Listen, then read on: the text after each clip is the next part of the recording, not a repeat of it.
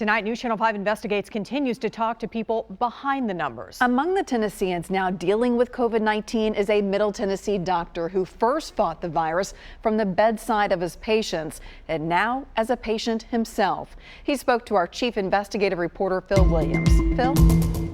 Well, Carrie, Dr. Stephen Heyman doesn't know how he got the virus. He probably will never know. But he wants you to hear his story because he hopes that it will change the minds of some people who don't believe any of this is true.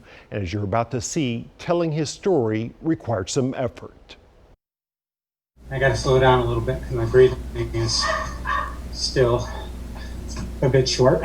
Just setting up for our Zoom interview was a bit of a challenge for Dr. Stephen Heyman.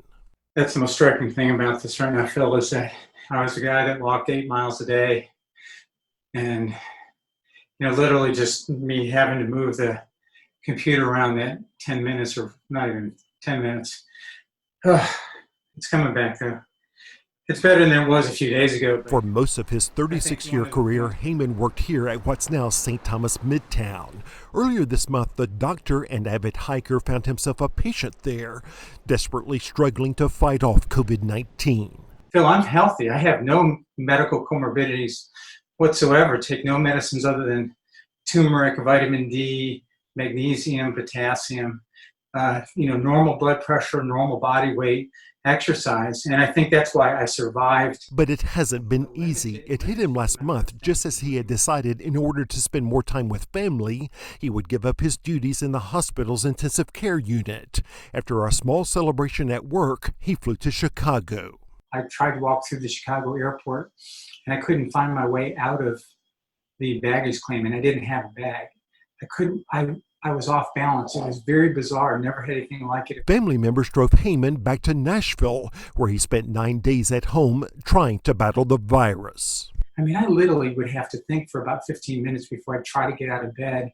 And then I would huff and puff to go about 15 steps to the bathroom, hold on to something. And then by the time I got back, I was exhausted. And I was just praying that I didn't have to do that again.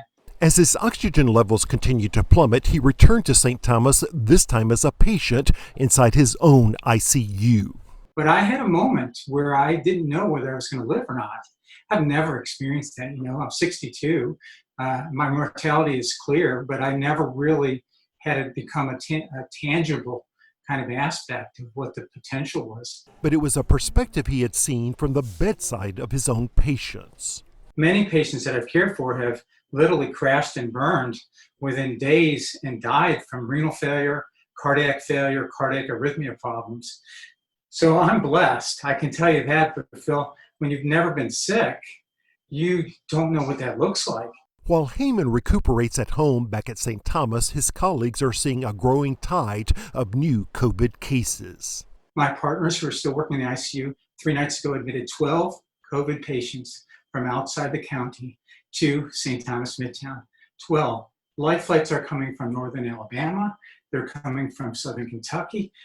They're coming from the small communities. And the reason that people don't know who's getting sick is they can't handle those patients in their community hospitals. The doctor says people who are downplaying the threat are underestimating the potential impact of the virus. This illness knows no boundaries. It makes no judgments about your socioeconomic class, your race, your religion, your sexual preference. It makes no issue with your politics. None of it matters.